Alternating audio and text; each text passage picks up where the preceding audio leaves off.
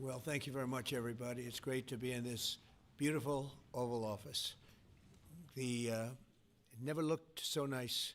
We're getting great compliments, and you see outside how that's come out. It's been great. We make a lot of improvements to the White House, and we're doing that. One of the things you should be looking at is the Palm Court, because that's been totally redone. So we like to preserve and make better the White House, and that's really what's happened, and we're getting tremendous reviews, and we appreciate it.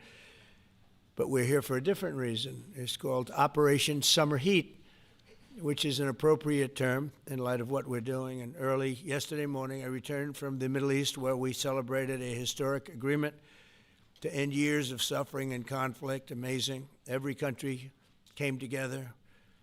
I mean, even the enemies came out and totally endorsed it. Everybody, I've never seen anything like it. Nobody's seen anything like it. And just as we are forging peace and stability abroad, we're also restoring peace and safety and stability at home.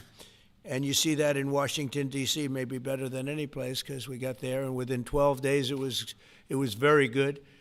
And within 30 days, it's been as safe as any city in the country. It's been great. Took out 1,700 people, got them out. These are career criminals in many cases, and people that shouldn't have been allowed in by the Biden administration. Historically, the summer months have been a time when violent crime soar, as you know, but not under President Trump. Today, we're announcing the results of a sweeping law enforcement effort known as Operation Summer Heat. We were in many cities that people didn't know about. We kept it a little quiet, and it had a big impact, and you'll hear that in a second. But over the past few months, FBI offices in all 50 states made crushing violent crime a top enforcement priority. That's what they did, rounding up and arresting thousands of the most violent and dangerous criminals. And these are among the most dangerous and violent people in the world. They were allowed, in many cases, not in all cases, but in many cases, they were allowed in by a very foolish, actually stupid, open border policy. Just anybody could have come in. They emptied out their jails, their prisons, their mental institutions. They emptied them into our country. And the people behind me have done an incredible job, because if we didn't have that administration, it would have been so much easier. They allowed millions of people in this country that shouldn't have been allowed, including over 11,000 murderers, half of whom murdered more than one person. And many of them are gone now, or they're put in prison, because we don't want to have them come back. So we literally put them in our prison, which we don't want to do. But we bring them back to their countries. Working with state and local partners, the FBI arrested over 8,000 violent criminals during the course of this period. In major cities like in New Orleans, Nashville, we saw a 250% increase in arrests. And we really went after the bad ones. These include 725 individuals wanted for violent crimes against children and murderers. These arrests are in addition to the work of our historic federal task forces. That Make D.C. Safe Task Force has been unbelievable. I mean, the job they've done, it's incredible. And it's been so nice, because so many people, they're going out to dinner and they're having dinners. They didn't go out for 4 years. And now they're going out 3 times a week. Restaurants are opening. Restaurants are full. And usually that means a lot of good things. But restaurants that were closed are now opening up. And everybody's happy. Nobody's ever seen anything like it, actually. And everybody feels safe. You can have a child walk right through the middle of Washington, D.C., and nothing's going to happen. We were losing more than one person a week in Washington. They're being killed on an average of over one a week. The Make D.C. Safe Task Force has been incredible, and the Make Memphis Safe Task Force is having very similar results. It's much earlier, but we've been there for a week and a half, but I'm hearing the results are pretty incredible, and you'll hear about that.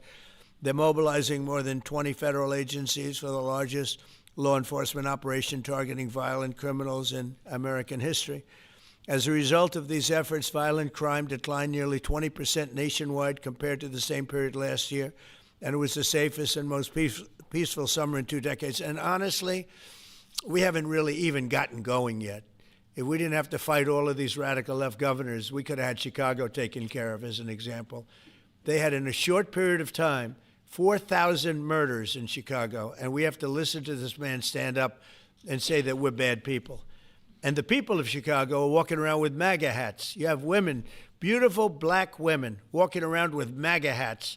Please let the president in, and we don't care how he does it. They're not interested in National Guard or Army, Navy, bring them in, Marines, bring in the Marines. They just want the crime to stop, and more so because of the success that we had in D.C. I think if we didn't have that success, nobody would even believe it.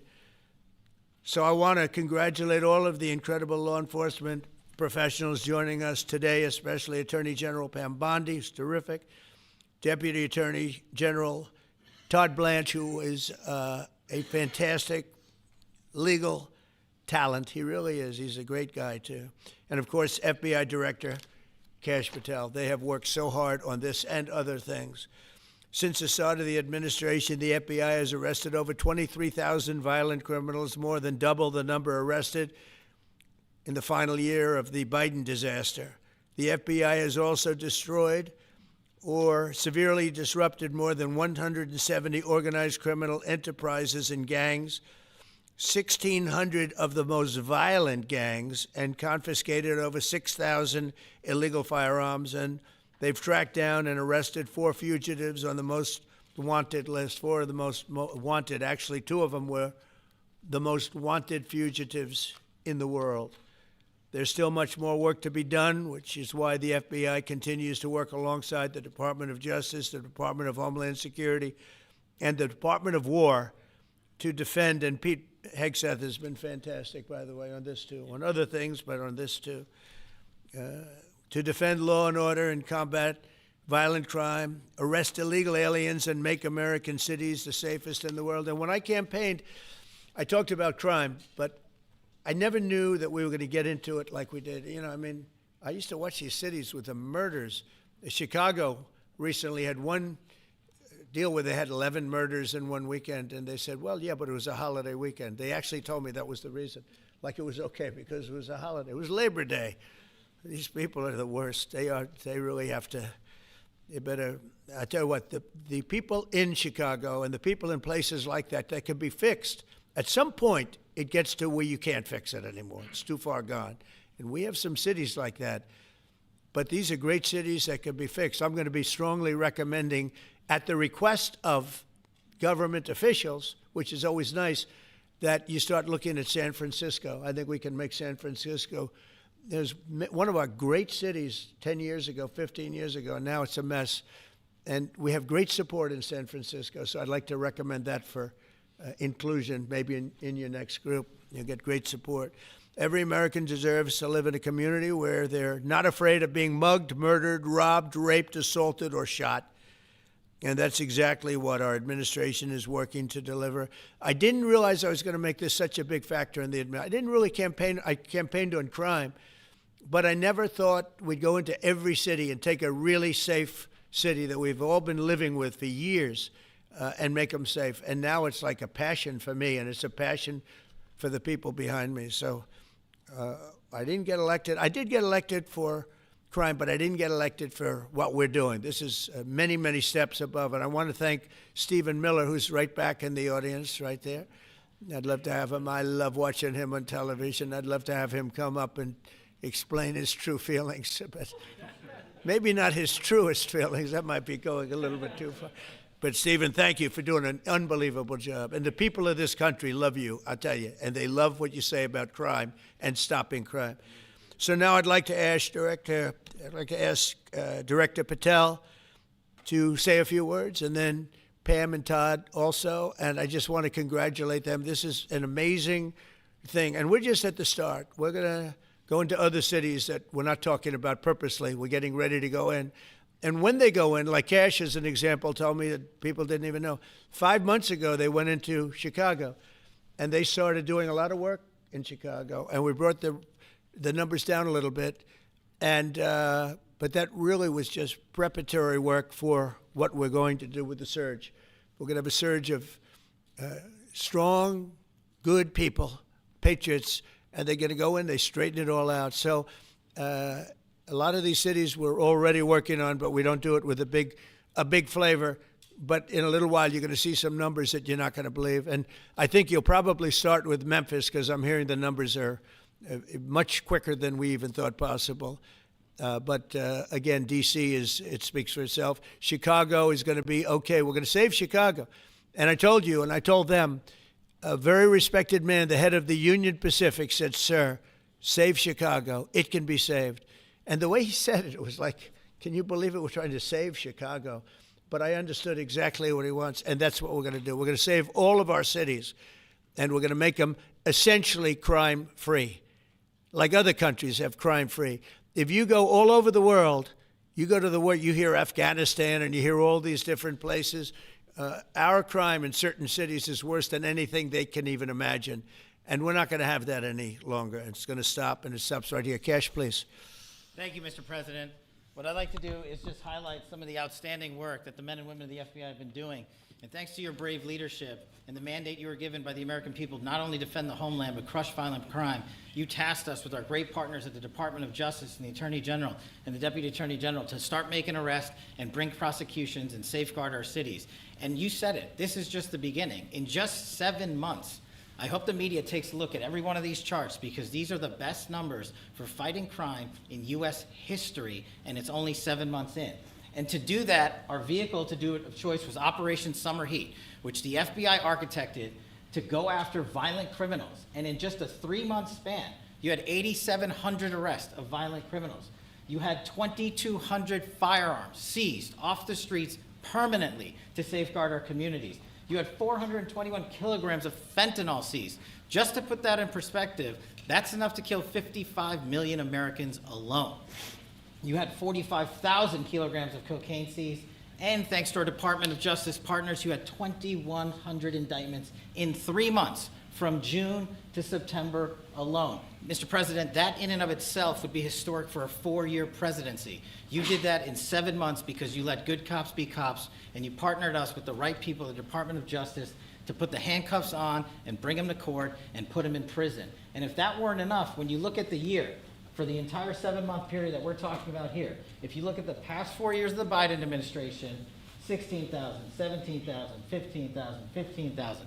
That's the number of arrests year over year of violent felons in this country for the Biden administration. Mr. President, in 7 months, you have 28,600 arrests of violent felons in just 7 months alone, because of your leadership and the dedication of the men and women at the FBI who want to go out there and do the job they were prevented from doing, because that department used to be weaponized and politicized. And this is what happens when you take out the fangs of weaponization. This number is historic by every metric. 28,000 people have been arrested, violent felons alone. And then when you go over there and look at some of these charts, if you don't mind, I'll just hop over here. Look at the metrics for not just violent crime, but the homeland. Mr. President, during your administration, the FBI has found and located 5,400 children. That is a 30% increase year to date over the last administration. Violent crimes against children arrests alone are up 10%. Gang arrests are up 210% in the last 7 months alone. And transnational organized crime, which Stephen Miller has been a great partner in, is up over 12% alone. These numbers are historic just as a snapshot. But just so people don't think we're focusing on violent crime alone, the national security mission, Mr. President, under your leadership has never been stronger.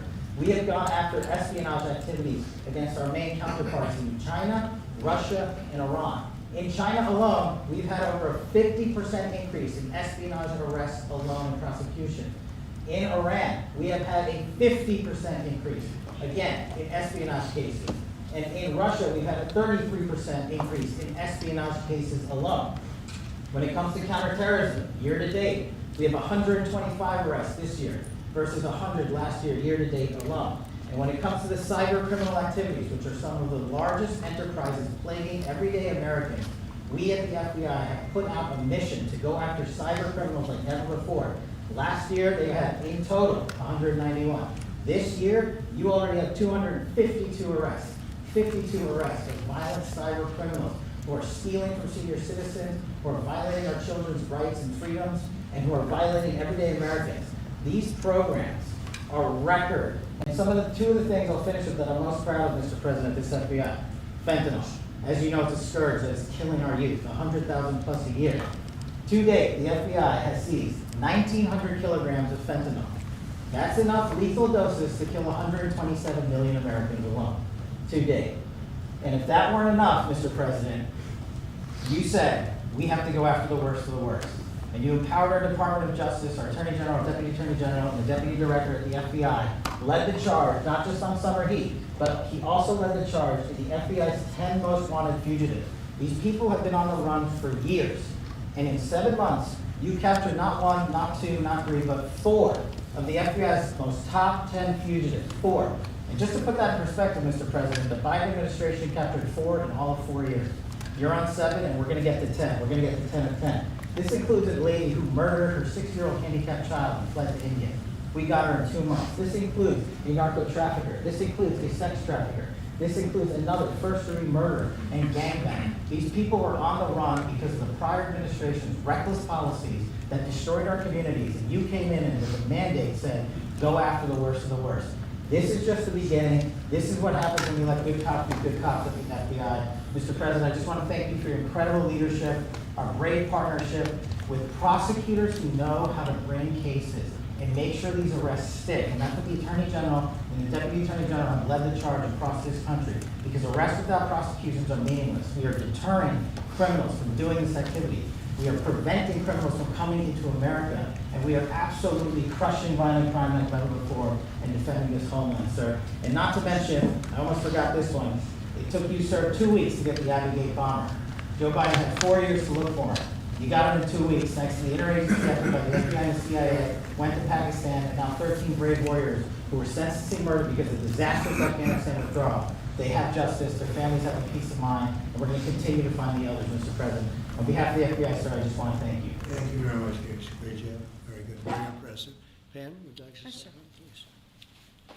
President Trump, the men and women of law enforcement say 2 things to me repeatedly. First, you have taken the handcuffs off them and let them do their jobs, and you let cops be cops. That's why all this is happening. The director, the deputy director are working around the clock. All of these great men and women in the FBI, they have families at home, and they are working during a government shutdown right now. Many of them have small children. Many of them, I was talking to an agent this morning, many of them have babies at home, and they are working around the clock to not only keep our country, but our world safe. And that's what Operation Summer Heat did. Thank you, Director, and to the Deputy Director for everything you did on behalf of the Department of Justice, and you're going to continue to keep doing. And they set the stage for what we're doing in Memphis. You're going to hear a lot more about that, our joint task force next week, but they set the stage for Memphis. And last night alone in Memphis, there were almost 70 arrests, there were 12 guns seized, and there was a 70-year-old man arrested as a result of our operation in Memphis who raped a child under the age of 3. That one case makes everything we're doing worthwhile. So thank you all for being here on behalf of both of us. Thank you, President Trump. Thank you. Todd, do you want to say something? Sure. Thank you, Mr. President. So this is a great day, and I think there's stats that the director talked about which are important, but I want to give 2 examples of what summer heat has done that actually will apply hopefully to everybody in this room. The first is for over 4 years during the last administration, there was a hotel in a town, the middle of a town in Alaska, that was being run as a drug den. There were over 1,000 calls to 911 over 4.5 year period. There were multiple violent crimes, drug dealers, overdoses, and murders at this one hotel, ruining a community. Summer Heat went in there. It's not only arrested all the participants that were controlling the hotel, but seized the hotel.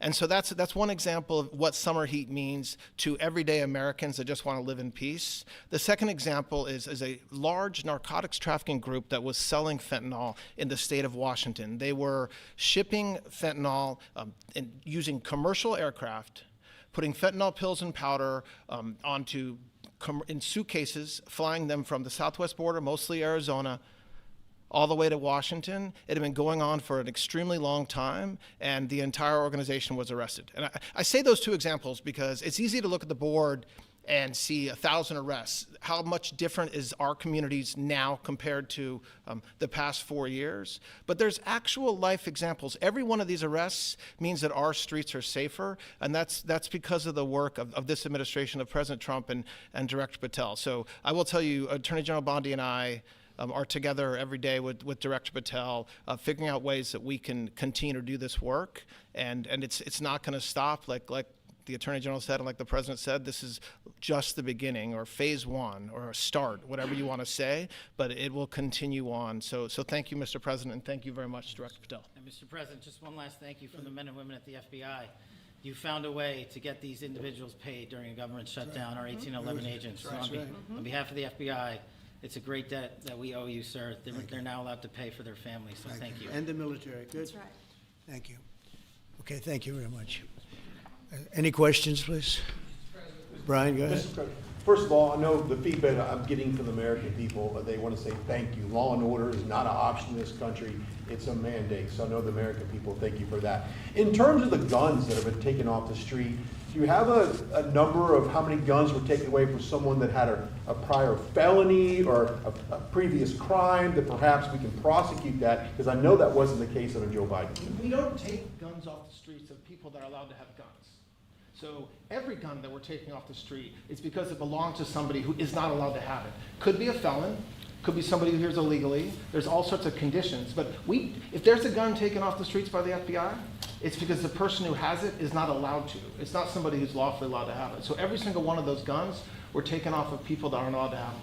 And not including the FBI, all of the other agencies. ATF alone, since January 20th, has removed over 25,000 illegal guns off our streets, just since President Trump's been in office. And Mr. President, if I could follow up on that, could there be any further conversation to have national concealed carry applied to actual DC? Like if you had a driver's license in Texas and you had a permit, of course you could drive. Well, as you know, they've been talking about that for a long time. It's an interesting question. A lot of people feel strongly both ways, but we are talking about that, Brian. Thank you.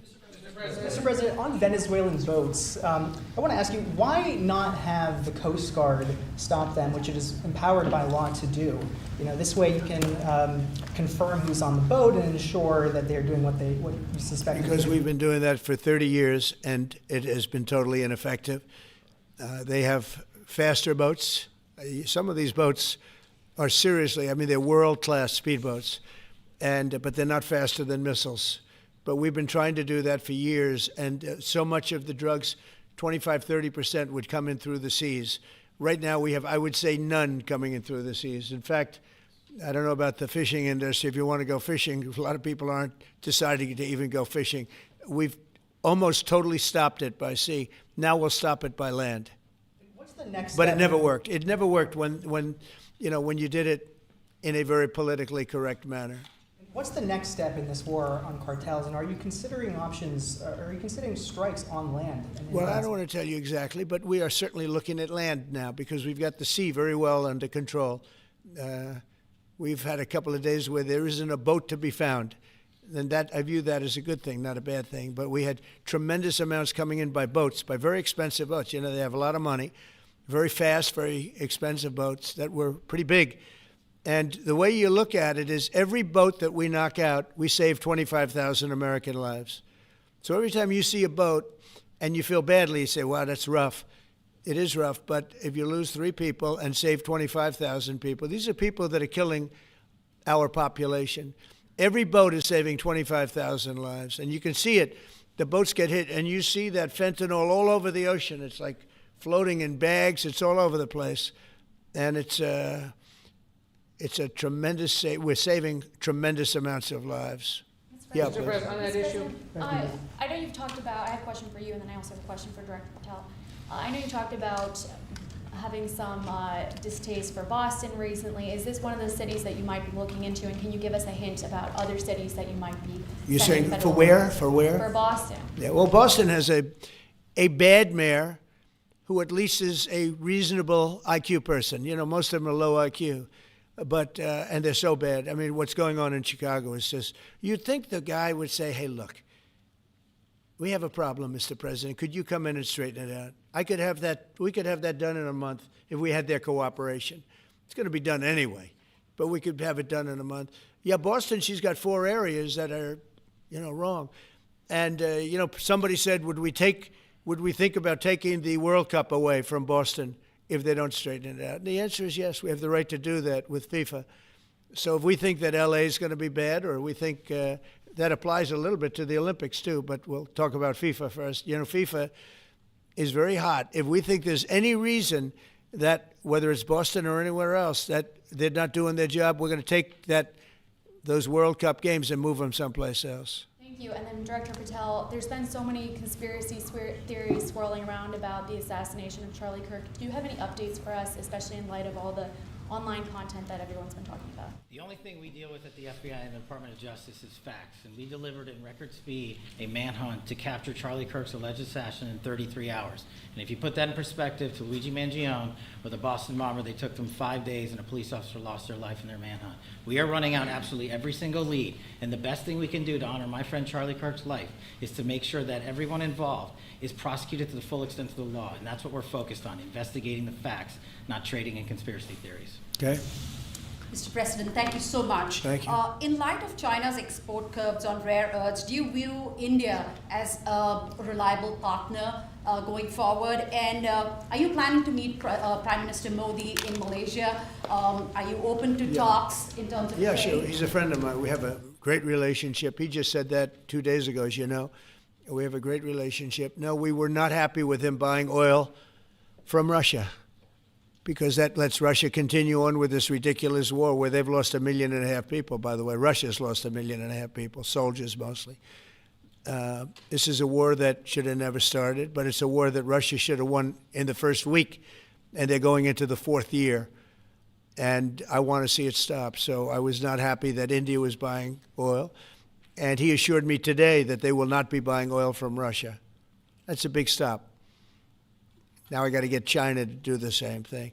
That is relatively easy compared to what we just did over the last week in the Middle East. Middle East was 3,000 years, and we got it done. This is 3 years, and I think we'll get it done. I think that President Putin, I think he wants to get it done. We'll see. There's a great animosity between him and Zelensky. You probably have noticed, right?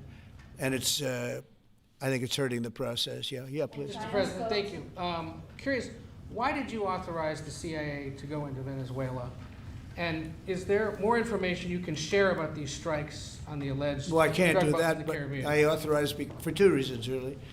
Number one, they have emptied their prisons into the United States of America.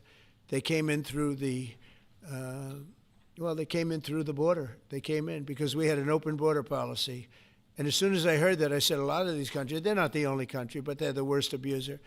And they've entered they've allowed thousands and thousands of prisoners, mental institution, people from mental institutions, insane asylums, emptied out into the United States. We're bringing them back. But that's a really bad, and they did it at a level that probably not, many countries have done it, but not like Venezuela. They were down and dirty. And the other thing are drugs. We have a lot of drugs coming in from Venezuela. And a lot of the Venezuelan drugs come in through the sea, so you get to see that. But we're going to stop them by land also. Does the CIA have authority to take out Maduro? Oh, I don't want to answer a question like that. That's a ridiculous question for me to be given.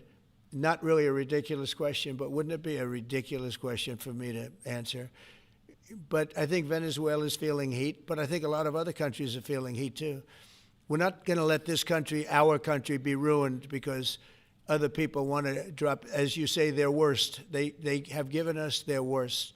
They've loaded up our country with prisoners, with mentally ill people that are seriously ill, criminally ill.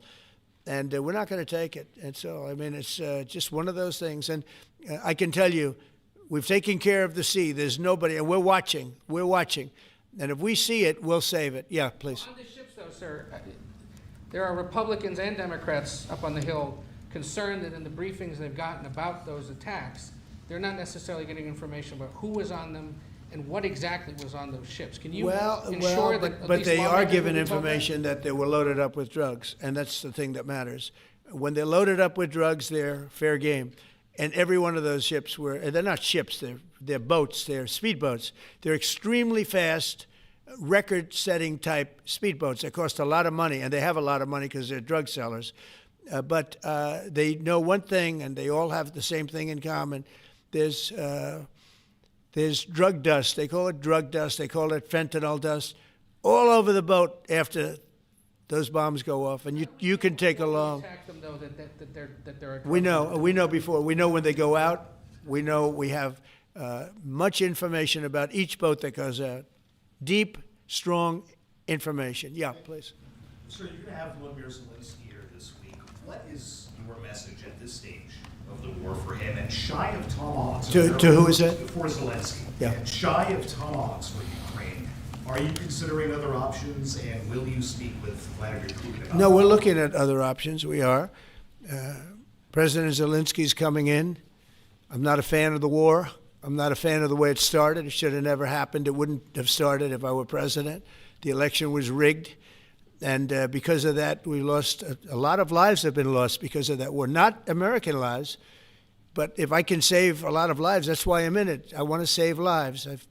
I've had 8 wars. The Prime Minister of Pakistan got up the other day, said so beautifully, says, you saved millions of lives. He told that to a group of people right in this office. He said the president saved millions of lives. And I think what he's referring to is the fact that that would have been with India, a nuclear war.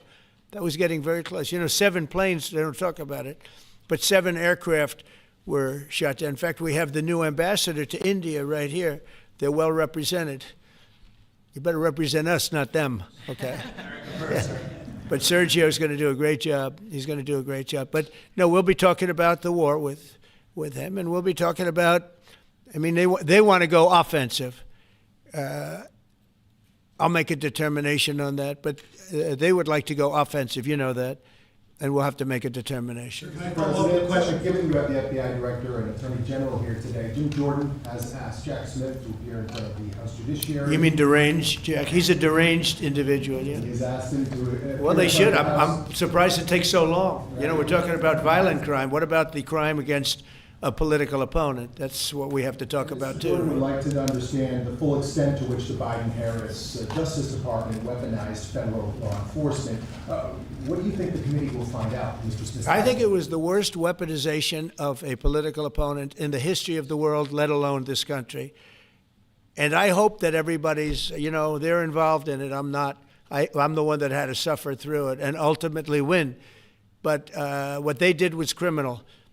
Deranged Jack Smith, in my opinion, is a criminal. And I noticed his interviewer was, I think that was Weissman. And I hope they're going to look into Weissman, too. Weissman's a bad guy. And he had somebody in Lisa, who was his puppet, worked in the office really as the top person. And I think that she should be looked at very strongly. There was tremendous criminal activity having to do. If we don't have fair elections in this country, we're not going to have a country. And I've said it from the beginning, fair elections and borders. And we need also fair press, because if you don't have fair press, it's very tough. And we've got the strongest border of anybody. Nobody has a border. We have a border where the numbers just came out again. You saw 0 people came in illegally. Now, we do take people into our country legally, but 0 people. But, you're talking about a different subject. You're talking about political crime. They have committed massive political crime. I hope they're looking at Shifty Schiff. I hope they're looking at all these people. And I'm allowed to find out. I'm allowed to, I'm, in theory, the chief law enforcement officer. But I have a very good, talented group. This is about something else. But I hope they're looking at political crime, because there's never been so much political crime against a political opponent as what I had to go through. They raided my house in Florida. It was an illegal raid. I have a lawsuit that was doing very well. And when I became president, I said, I'm sort of suing myself. I don't know. How do you settle the lawsuit? I'll say, give me X dollars, right? And I don't know what to do with the lawsuit. It's a great lawsuit. And now I won. It sort of looks bad. I'm suing myself, right? So I don't know. But that was a lawsuit that was very strong, very powerful. They raided illegally my house in Florida, Mar-a-Lago. They went through the drawers of my young son. They went through all of the cabinets and drawers of the First Lady. She walked in, she said, wow, what happened?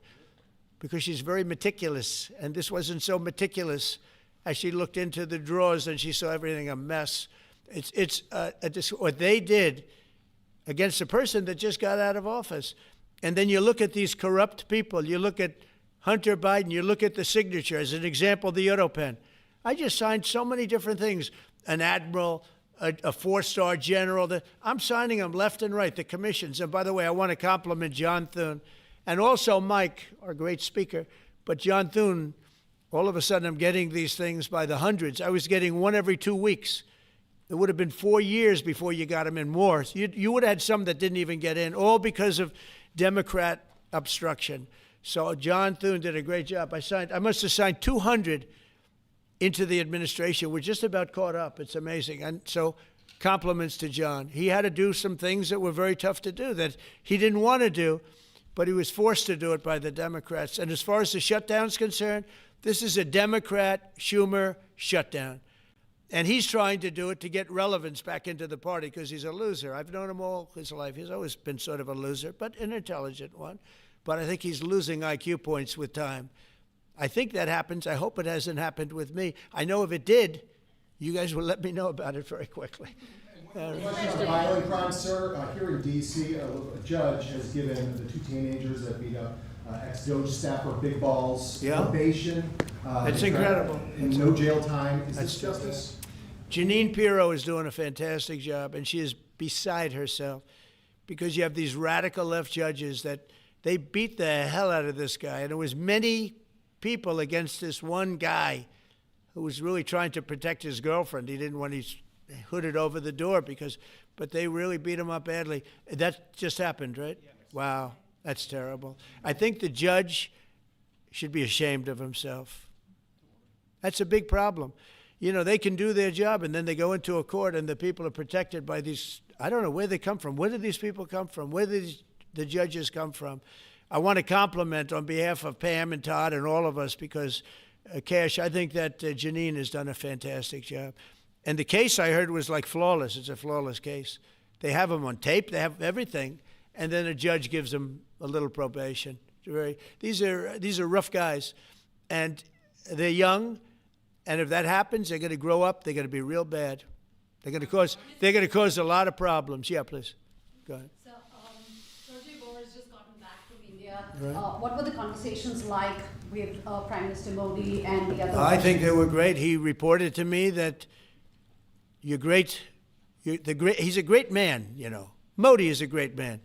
That he loves Trump. Now, I don't know if the word love, I don't want you to take that any different. I don't want to destroy his political career, okay? But you have to understand, I've watched India for years. It's an incredible country. And every single year you'd have a new leader. I mean, some would be in there for a few months. And this was year after year after year. And my friend has been there now for a long time. And he's assured me there will be no oil purchased from Russia. I don't know, maybe that's a breaking story. Can I say that? Would you say? There will be no oil. He's not buying his oil from Russia. It started.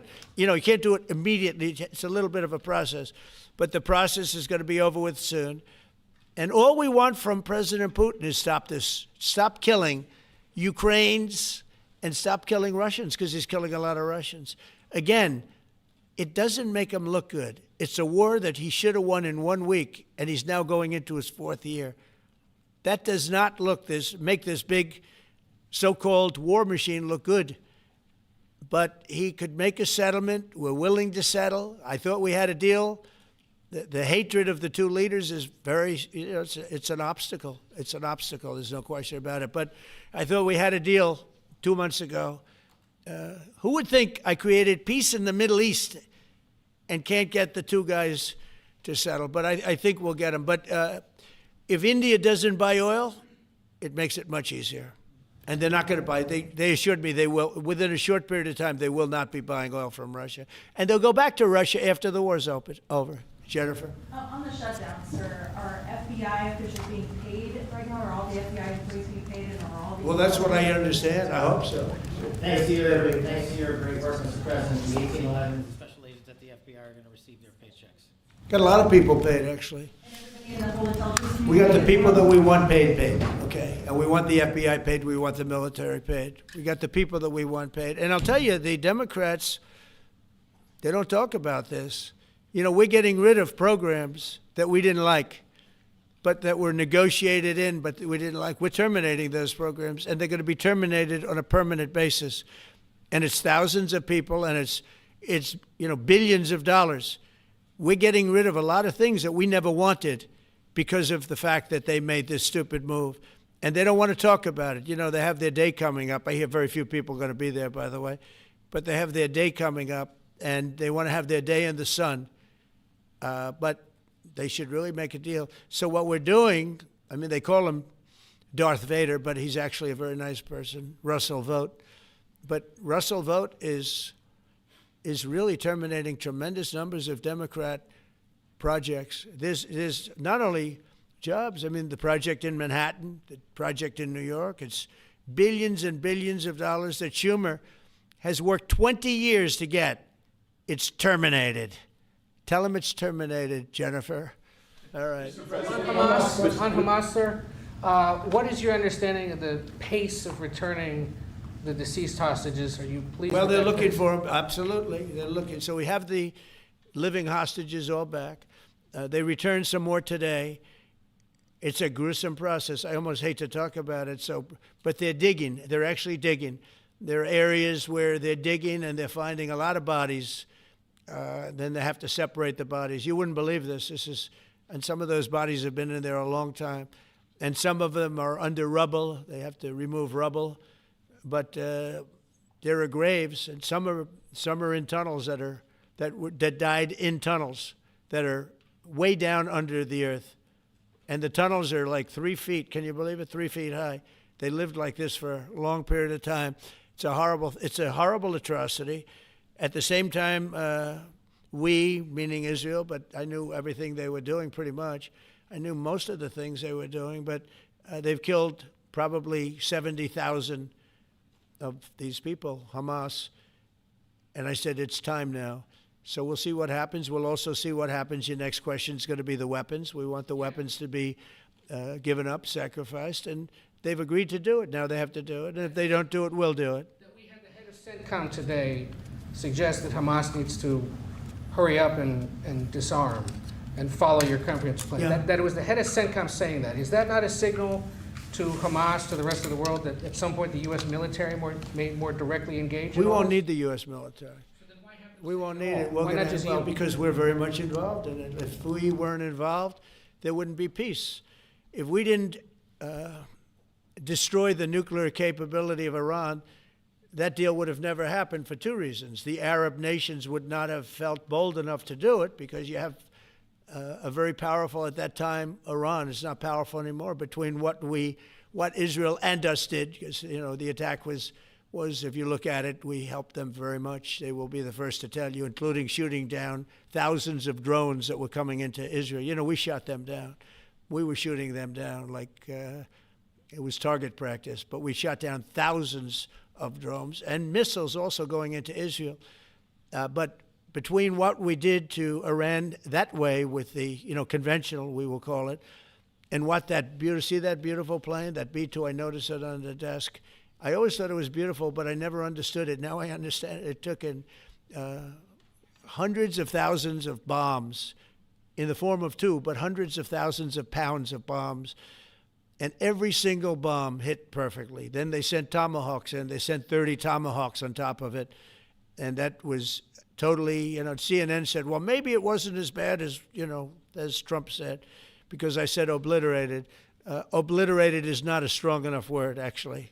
And you saw the Atomic Energy Commission came out and said the word obliteration is very, very, think of it. They came in under potential fire. They entered Iran airspace late at night, in the dark, no moon. The moon was low for a reason. What time we picked it. Couldn't see anything. And they hit every target, and they weren't hit. Nobody saw that plane. That plane is stealth. Nobody saw it. The problem with that is it may be stealth today, but tomorrow it won't be. And we just ordered about 20 brand new B-2 bombers. It's unbelievable as a weapon. I know Putin, when I was riding with him in Alaska, we passed a lot of them. And he said, that really did the trick. I said, yeah, it did. It's amazing. The flying wing. But you still It's foresee No reason for the U.S. military to get involved in Gaza. No, I don't see that. No, I think we're going to handle it very well. We'll be helping Israel, but we have other countries that are now. You know, we signed, many countries signed, and many of those countries relatively are very strong military powers.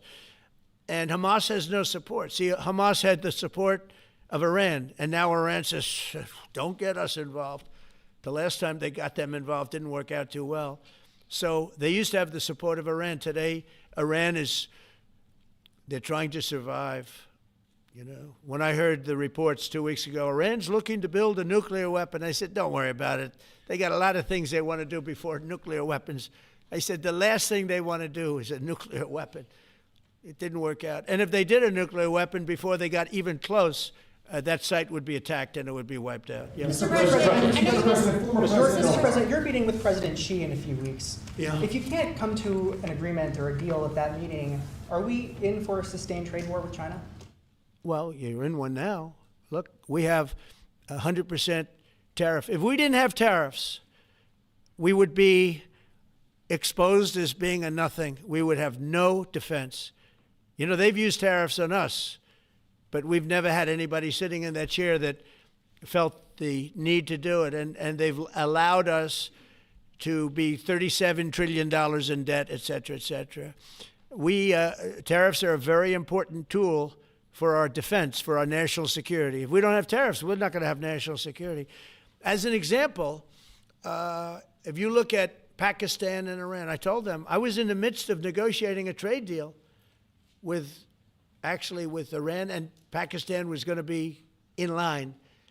And because of tariffs, they all want to negotiate much differently. We're making a good deal. And then I heard that they're shooting at each other. And I said during one of my conversations, are you guys going to go to war? Two nuclear powers. We are thinking about, I said, here's the deal. You go to war, I'm going to put a 200% tariff. I'm going to stop you from doing any business in the United States. I said it to both of them. Within 24 hours, the war ended. That would have been a nuclear war. And again, the Prime Minister of Pakistan, who was here 2 weeks ago, said that that man saved many millions of lives in front of a whole group of people because he thought it was going to be war. But when it came to war or having to pay massive tariffs, the tariffs overrode. That's why it's so important. Not only the money, we're taking in trillions of dollars, not only the money, the power to keep peace, the power to be used for good is enormous. But a lot of people didn't understand tariffs. It's also made us very rich. We have a big case coming up in the Supreme Court, and I will tell you, that's one of the most important cases in the history of our country. Because if we don't win that case, we will be a weakened, troubled, financial mess for many, many years to come. I don't even know if survivable is a good term. And if we do, we're going to be the most powerful economic country in the world. And all we're doing is using them as a defense against what took place for many years. China would charge us tariffs. It was incredible, but we weren't allowed to charge. And we're allowed to do whatever we want. We just had presidents that didn't want to do it for whatever reason. And it was nothing. But of the 8 wars, I was saying 7, of the 8 wars, I would say tariffs are directly responsible for me ending 6 of them, 5 or 6. Without the tariffs, you have wars raging all over the world. With the tariffs, other than Russia, we have no wars out there. And we've made a lot of good friends, too. Tariffs are so important to our national security. If we don't have tariffs, we don't have national security. Our country would suffer a level that, because they're used so strongly on us. As an example, the European Union, they won't take our cars, they won't take our agriculture, they won't take anything, but they send their cars in, Mercedes, BMW, Volkswagen, by the millions. We don't send any cars. They don't take them. They were tariffing us out. Agricultural products, they don't take our agriculture. They want their farmers to do it. I understand that. But it was very unfair, and they were tariffing our product. They're keeping out by using tariffs. And we didn't use them, but I used them. And now we made one of the great deals with Europe. $650 billion they pay us, and we've evened it out. It's really a good thing to see. And You have to understand, they've all signed. Japan, South Korea. I mean, South Korea, $350 billion up front. Japan, $650 billion. And they've all agreed to it. They're all happy. But before, it was a total ripoff. And if we don't have the use of tariffs, we have no national security. This country will have no financial security, will not have national security. And the people that brought the lawsuit are people that are aligned with foreign nations that are now being treated fairly as opposed to just ripping us off and ripping us asunder. So, but if we are not allowed to use what other people use against us, there's no defense. It'll be a disaster for America. That's why I think I'm going to go to the Supreme Court to watch it. I've not done that, and I had some pretty big cases. I think it's one of the most important cases ever brought, because we will be defenseless against the world. Okay? You'll go to the tariff case? Did you have one? Yes, please. Thank you, Mr. President. I want to ask you about the Georgia Senate race. I know it's very early, but there's several Republicans in that field that are vying for your endorsement. A lot of good people in that field. Yes. I know all of them, actually. I haven't made a decision on that, but you have some very good people in the Georgia Senate race. Well, Governor What Trump else? has endorsed. No, I know, the governor has, and he's spoken to me about it a lot. He likes that candidate a lot, and I understand that. I haven't made a decision yet. But I'm following that race very carefully. I think it's very important for Georgia to get a real senator, because the senator they have now is a horrible senator. He allows all the crime, all the borders. You have open borders. I mean, his whole philosophy is a disaster. That's not representative of the people of Georgia. I know the people of Georgia. I won Georgia 3 times, but they say twice. Okay, I won it very big the last time, and I won it big the first time, and I won it big the second time. But we had criminals that didn't allow. I mean, I hope they're going to go into that. I hope they go into the votes which are being stored in Fulton County, and take a real look at those votes, okay? Because I won it the second time, too. But I know Georgia very well. I love Georgia. Those people are great, and they deserve a good senator, because the man they have now is a weak, ineffective person. Okay. New Jersey and Virginia. President, I wonder what you meant. By the way, you won Georgia 3 times. Just Yeah, I agree. Do you agree with me? I And do. he's the media. For someone that He's the media. spends a lot of time in Georgia, I believe you won that. Yeah, okay. I really have a question about You don't, the word believe isn't strong enough, right? Yeah, You I know. there you go. It's true. I know I won, too. We have the great Newt Gingrich. Newt, you agree with us? Good. Otherwise, I'd have him dismissed immediately from the room. You know, his wife, as you know, is becoming an ambassador to a great country, Callista, so congratulations. And we're going to take a picture. And the only reason I'm doing it, he speaks so well of me. He said, I'll go down as the greatest president in history. And then he blew it. He said, I'm not sure if I put him above Washington or Lincoln. So I'm not that happy about that, dude. I've got a question about the weaponization of the DOJ. The media often says your department is weaponizing the DOJ. Yeah, that's the opposite. It's the opposite. Todd, you represented President Trump in probably the greatest weaponization of the DOJ by Alvin Bragg. You know firsthand, if you can describe what you saw under the Biden administration and how they weaponized the DOJ. Well, I mean, I think it's hard to describe what happened those last 4 years against President Trump. Alvin Bragg, a local prosecutor, his office staffed by somebody from New Jersey. Jack Smith picked as a special counsel, staffs his entire office with DOJ prosecutors. And then there are countless things that happened. All in writing, most of them on the docket, that require no explanation except a complete abomination of the place that the Attorney General might run now and Director itself. So when people talk about this department weaponizing, it's embarrassing. Because there's no scenario in which you can look at what we're doing, restoring justice, doing the right thing in every single case, and say that that's weaponization, and yet remain eerily silent about what happened for the past 3 years. I mean, you read these articles and giggle, because it cannot be true that people really think that what they did to him, not once, not twice, I'm still counting 3, 4 times, but we're the ones that are weaponizing. So this man is not weaponizing the Department of Justice. We're not weaponizing the Department of Justice. It's the opposite. I mean, and also, nobody questions what I'm saying because it's true, because we all lived the past 4 years. So listen. They never want to bring up the details, but I watch the fake news, and oh, he's weaponized, and he wants to send them to prison. He wants all this.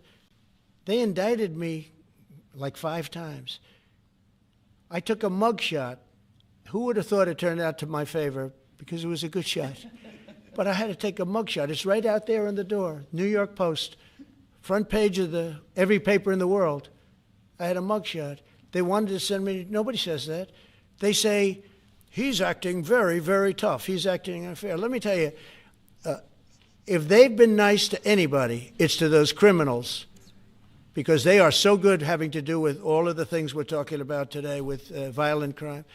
But if anything, I think this Justice Department has been so respectful of the law, because the other Justice Department, with Rita or Lisa and all of that scum, real scum, what they did to the political opponent of a guy that has a seriously low IQ. Now, in his case, it was low based on his career, but it got real low, okay? It was descending rapidly. But what they did to go after his political opponent is legendary, worse than any third world country, banana republic. And what we're doing is nothing. Are you kidding? Nothing. They write stories. Why aren't they doing this? And we'll leave. I don't have to leave it up to them, but I choose to at this moment at least. But there's never been anybody treated in the history of politics. You know, they say the 2 worst treated presidents by the media, etc., was that man right there, the late, great Abraham Lincoln, and this guy right there, Andrew Jackson. They say Andrew Jackson was treated terribly. They give him number 1 and number 2, but that was before I came along, Newt. I say I have number 1 times 10. Nobody's been treated like I've been treated. And I did a great job. You know, we had a great first term. And we had one of the most successful economies in history, et cetera. I rebuilt the military. We did a tremendous amount. The last part, we had a horrible thing called COVID, and we handled that well. We made ventilators for nations all over the world. We did a great job. Probably never get credit for it. Look at the therapeutics, the Regeneron, all the different things, the vaccines, all the things we did. We did a great job, but we had to focus on that. But we had the best economy in the history of our country. We're blowing it away right now. Look at the stock market. It hit another all-time high today.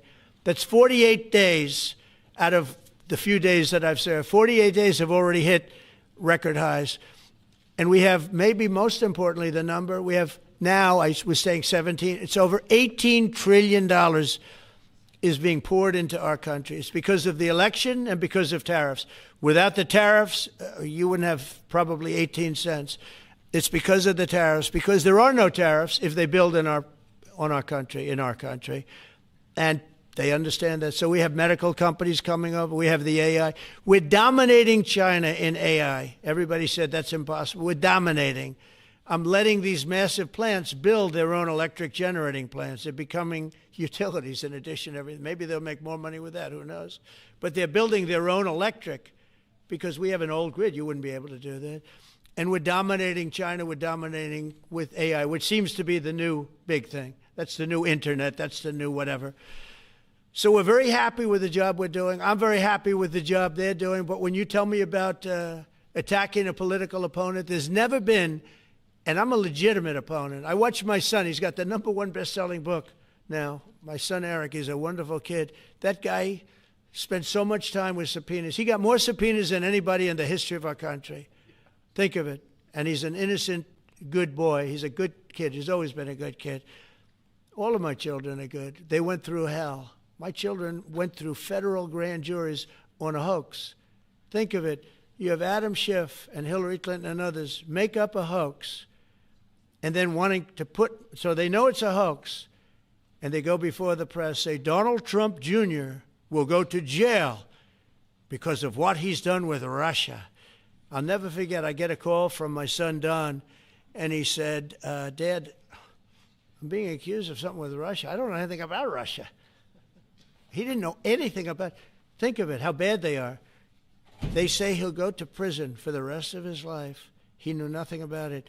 On a hoax, the Russian hoax, Russia hoax, on a story that they made up. And they made it up in order to explain why Hillary Clinton lost an election that she lost by pretty good numbers. The second one, actually the second one was even better, but the third one, this one was too big to rig. It was just too big to rig. They would have rigged. They tried to rig it. But think of it. They want to send my children to jail, but they were after Don in particular. I'll never forget Adam Shifty Schiff, a total crooked guy, lying in Congress, making up a phone conversation that I have with you, totally made up. Then when he heard it was taped, he wanted to disappear. And Nancy Pelosi went crazy because they wanted to impeach me based on the conversation that was made up. When they heard the tape, everybody, I won it unanimously in the Republican Party. I got every single vote, something that never happens, and I beat it. But think of it, they want to put my son in jail for something that they made up. So they know they made it up. And they say he will serve the rest of his life in prison. These are sick, bad people. And don't tell me about us going after them. If anything, we've been very, very soft. I wouldn't be that soft, I'll tell you that. Thank you very much, everybody. Let's talk. Thank you very much.